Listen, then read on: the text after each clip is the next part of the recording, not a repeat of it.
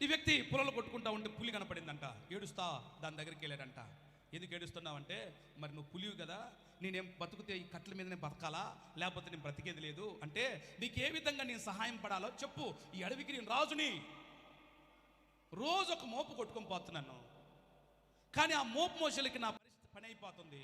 కొంచెం నువ్వు ఏదైనా సహాయం చేస్తే ఇంకా రోజు ఒక తీసుకెళ్ళి అమ్ముకుంటే 4 రూపాయలు వస్తాయి, ఇంకా ఎక్కువ వస్తాయి అంటే ఏం చేయాలి అంటే, మొయ్యటానికి గాడిదలు కావాలి, మొయ్యటానికి గుర్రాలు కావాలి, మొయ్యటానికి ఏనుగులు కావాలి అంటే రాజు రాజు కదా, సింహం కదా, సింహము అడవికి రాజు కదా. అది చెప్పిందంటే ఇదిగో ఈ వ్యక్తి చెప్పినట్లుగా ఇతను నాకు స్నేహితుడు అయ్యాడు. ఈ రోజు నుంచి ఈ వ్యక్తి చెప్పినట్లుగా ఈ రోజు నుంచి మీరందరూ ఏం చేస్తారంటే ఆ వ్యక్తి చెప్పిన పని మీరు చేయండి అని గాడిదలకి, గుర్రాలకి, ఏనుగులకు చెబితే వాటన్నిటి మీద పొలాల మోపులు కొట్టి వాటి మీద పెట్టి తీసుకెళ్ళి అమ్ముకుంటున్నాడంట. ఊర్లో బాగా సంపాదిస్తున్నాడంట.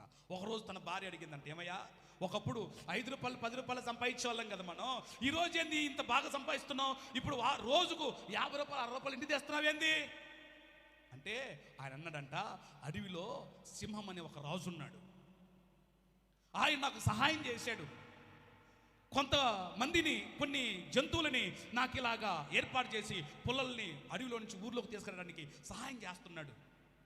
అవునా, సరే చాలా సంతోషమయ్యా, సరే కానీ ఒక రోజున ఆ రాజుని మన ఇంటికి భోజనానికి పిలు అన్నదంట భార్య.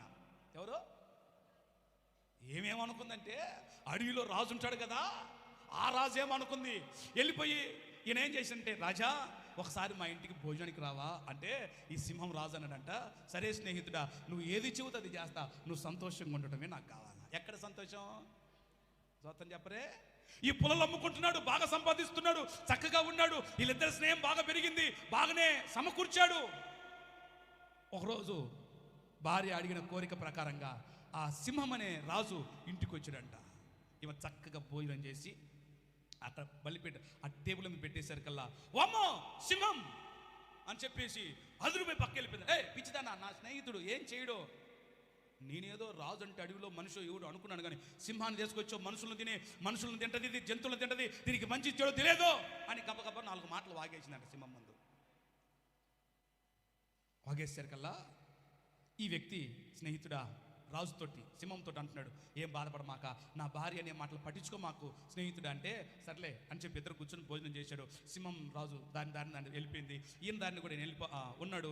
ఒకరోజు ఇంకా ఆ రోజే సాగనంపడానికి వెళ్తున్నప్పుడు ఈ సింహం రాజు ఆ స్నేహితుడితో అంటుందంట, నీ చేతిలో కొట్లుంది కదా, ఒకసారి నన్ను నరుకు అన్నాడట.